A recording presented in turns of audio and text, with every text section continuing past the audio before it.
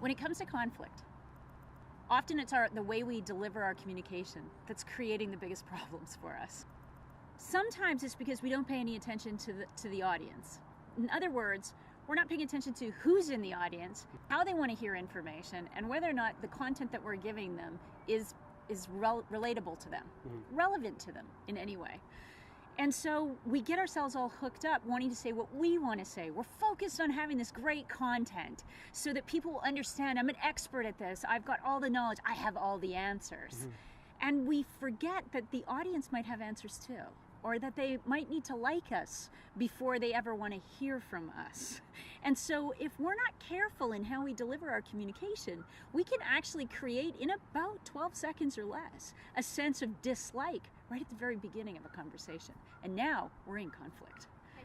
So if we get away from politicians who give us lots of fodder to break down and take a look at and debrief so we can see where the mistakes are made, now we can take it back into our own workplaces, to our own teams. And we can start to see how our communication might be creating some conflict on the team.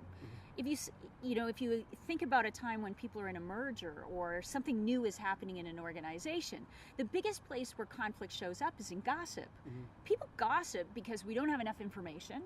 Somebody failed to give us the scope or the framework around what was going to happen, or even the framework around what they want you to do on a particular project. So we think we're being really clear. We're telling you do this and this and this, but the why is missing. How does this relate to me? How does it relate to the big picture? And so when you're giving information, you need to be checking back in with your audience and ensure that they heard you clearly. Your delivery also matters. When we think about delivery, often people come out and they've got all the right words. They've been thinking it through, they've practiced, they've rehearsed, they've stood in front of the mirror, and they've got this kind of Canadian politician's approach. They're playing it safe, they've gotten really clear about the message, but there's absolutely no tone, no emotion, no feeling involved in how they express it. So the audience actually tunes out. And so they stop listening and they start interpreting what they want to do anyway, and they ignore you. Creates conflict in the office.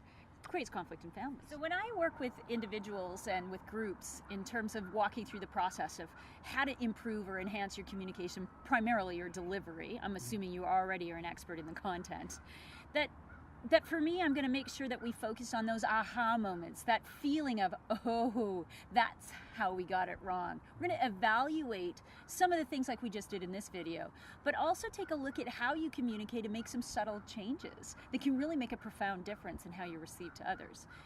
Regardless of what's out there in Google and on the internet, we're still relationship oriented.